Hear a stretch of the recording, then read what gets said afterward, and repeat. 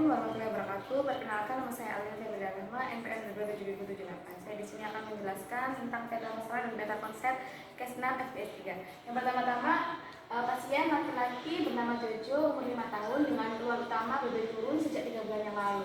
Dan dilakukan anamnesis sehingga didapatkan riwayat penyakit sekarang, yaitu BAB encer 2 minggu ini sebanyak 2-3 kali sehari, rewel dan suka menggaruk sekitar anus terutama pada malam hari. Riwayat kebiasaan yaitu suka main tanah liat, jarang cuci tangan sebelum makan. Riwayat sosialnya, pasien tinggal di pemukiman yang kumuh dan rawan banjir. Selanjutnya yaitu dilakukan pemeriksaan fisik, didapatkan BB 12 kg, tinggi badan 98 cm, tampak kurus, kuku jari panjang dan kotor, vital sign tampak normal. Pemeriksaan laboratorium yaitu HB 10 gram per desiliter, LID 30 mm per jam, eosinofil meningkat. Pemeriksaan feses didapatkan bakteri Enterobius vermicularis dan Ascaris lumbricoides, dan didapatkan differential diagnosis yaitu disentri dan cacingan, dan diagnosisnya yaitu infeksi bakteri Enterobius vermicularis dan Ascaris lumbricoides. Selanjutnya yaitu peta konsep. Yang pertama yaitu Hemingway atau cacing-cacingan. Hemingway sendiri terdapat beberapa macam film ya, tapi di atas ini terdapat film nematoda. Dan film nematoda di sini juga terdapat beberapa macam cacing, namun di dalam kasus ini hanya ada Ascaris lumbricoides dan Enterobius vermicularis.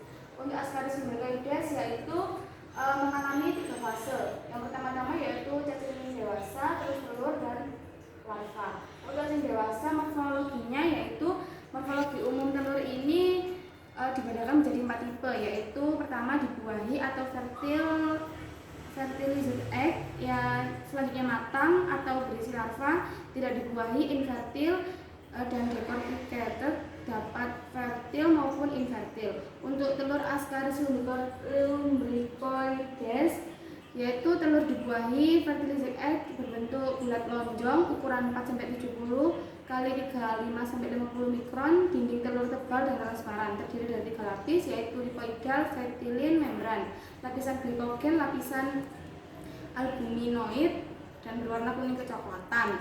Telur matang berisi larva, telur berembrio atau matang, telur decorticated. Telur yang tidak dibuahi atau unfertilized egg bentuknya lebih lonjong, lapisan albumin lebih tipis, ukuran 88-94 mikron. Cacing betina dapat memproduksi telur sampai 200.000 telur per hari. Untuk morfologi cacing dewasanya yaitu berbentuk silindris, jantan panjangnya 10-31 cm, betina panjangnya 22-30 cm, putih kecoklatan atau kuning pucat. Tubuhnya tertutup kutikula yang halus bergaris tipis. Untuk mulutnya mempunyai 3 buah bibir, 1 dorsal dan 2 subventral. Untuk jantannya, ujung posterior runcing dengan ekor melengkung ke arah ventral, dilengkapi 2 buah spikula berukuran 2 mm dan banyak papil-papil kecil. Untuk betina, ujung posterior membulat dan lurus.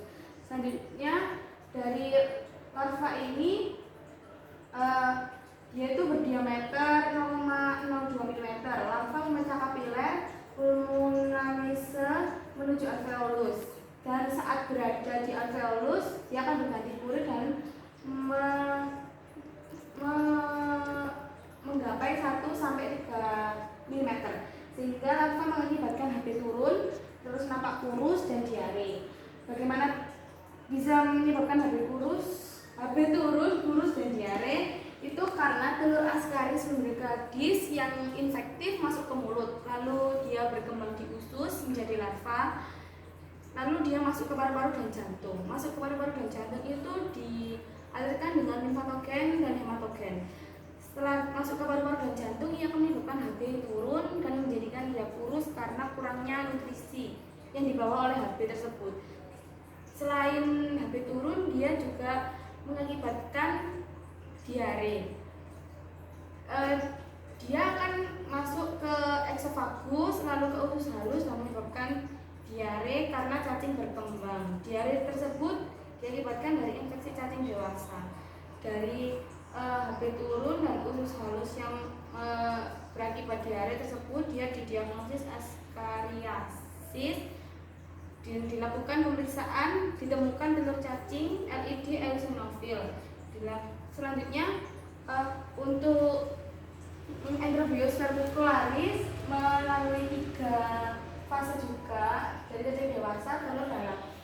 larva. Untuk cacing dewasanya, morfologi umumnya yaitu seekor cacing betina memproduksi telur sebanyak 11-15 ribu butir setiap harinya selama 2-3 minggu. Setelah itu cacing betina akan mati. Adapun morfologi telurnya yaitu berbentuk lonjong, asimetrik, tidak berwarna, mempunyai dinding telur yang tembus sinar atau bening. Selanjutnya agak lebih tebal dari dinding telur cacing tambang dan berisi larva yang hidup.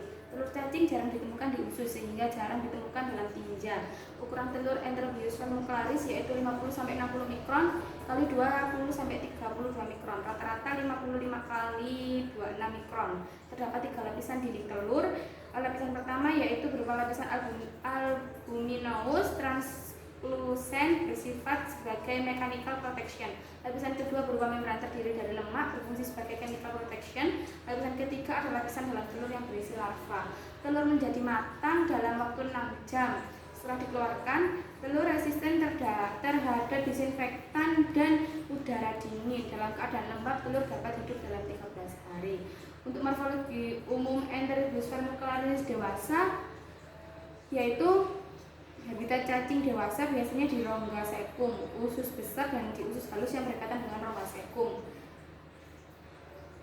Selanjutnya cacing Enterobius betina itu berukuran 8-13 cm, memiliki ekor meruncing seperti jarum, bersifat ovipar, uterus yang grafit melebar dan penuh telur, bermigrasi ke daerah perianal untuk bertelur dan dengan cara kontraksi uterus.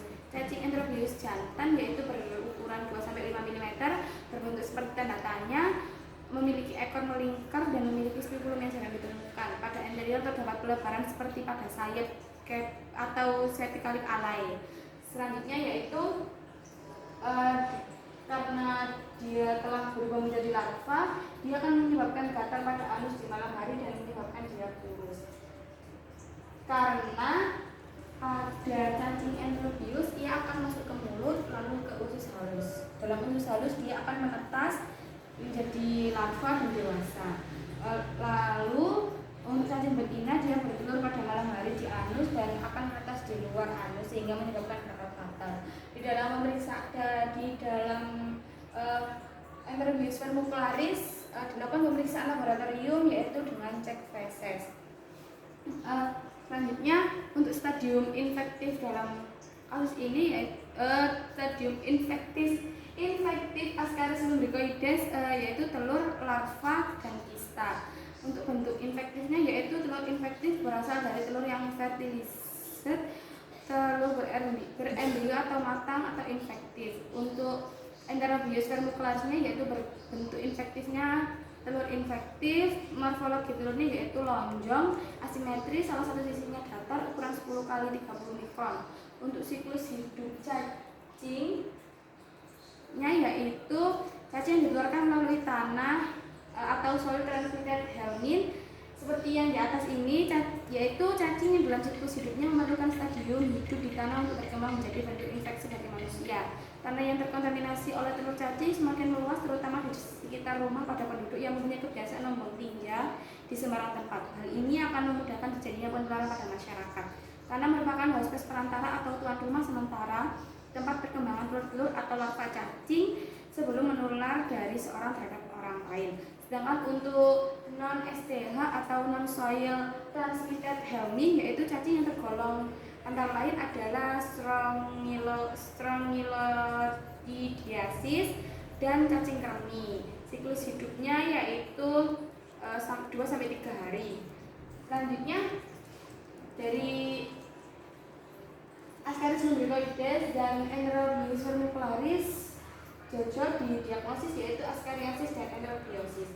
Untuk tata laksananya yaitu ada farmakologi dengan diberikan albendazole 40 mg single dosis, mebendazole 200 mg per orang selama 3 hari. Untuk non farmakologinya yaitu perbaikan higien sanitasi perorangan dan lingkungan, pengobatan penderita atau sumber infeksi. Untuk tata laksana cacing Enterobius vermicularis yaitu dalam farmakologi diberikan pirantel femoat 11 mg per kilo B atau per PO, dosis tunggal maksimal 19 19 gram, maksimal 1 gram. Piperzine 65 mg sampai per kilo, BB per PO dosis tunggal maksimal 2,5 gram. Untuk non farmakologi yaitu kebersihan perorangan dan cuci tangan sebelum makan. Untuk pemeriksaan ini dibagi menjadi dua, yaitu pemeriksaan kualitatif yaitu direct slide, metode apung, modifikasi metode metiolat iodin formaldehyde, metode selektif, metode konsentrasi, teknik sediaan tebal, dan metode sedimentasi formal ether. Untuk pemeriksaan secara kuantitatif yaitu metode Stoll dan metode Carter-Katz. Selanjutnya yaitu saya akan menjelaskan tentang BHP dan PHOP dalam kasus ini. Untuk PHOP-nya yaitu selanjutnya saya di sini akan menjelaskan tentang PHOP dan BHP. Untuk PHOP yang pertama adalah health promotion dengan cara melakukan penyuluhan atau sosialisasi tentang perilaku hidup bersih dan sehat. Misalnya mencuci tangan dengan benar dan memakai sabun. Untuk general dan specific protection yaitu cuci tangan sebelum makan, memakai alas kaki untuk menghindari telur infektif yang terdapat di tanah, mengonsumsi obat anti cacing. Untuk early diagnosis and prompt treatment yaitu sosialisasi tentang masyarakat pedesaan atau tentang lingkungan perumahan, kebersihan diri dan pola hidup sehat, mengonsumsi obat cacing minimal 6 bulan sekali. Untuk disability elimination yaitu pengobatan dan perawatan yang sempurna agar penderita sembuh dan tidak terjadi komplikasi. Untuk rehabilitation melakukan penyuluhan dan bentuk kegiatan kelanjutan yang harus tetap dilakukan seseorang setelah ia sembuh dari suatu penyakit guna mencegah penyakit itu terus kambuh lagi. Untuk BHP yaitu beneficence, dokter memberikan informasi dan penjelasan mengenai penyakit infeksi parasit cacing dan bagaimana cara pencegahannya serta memberikan edukasi mengenai pentingnya hidup sehat. Untuk autonomi, pasien berusia 5 tahun jadi tergolong anak-anak sehingga pasien memiliki hak untuk membuat keputusan dirinya sendiri. Untuk non-malfeasance dengan prinsip donor harm, dokter memberikan pelayanan terbaik agar mencegah terjadinya perburukan atau kesehatan pada pasien. Untuk justice, pasien memiliki hak untuk mendapatkan perawatan dan pelayanan terbaik dari dokter tanpa membeda-bedakan status sosial. Mungkin itu yang bisa saya sampaikan dalam kasus ini. Kurang lebihnya saya mohon maaf. Wassalamualaikum warahmatullahi wabarakatuh.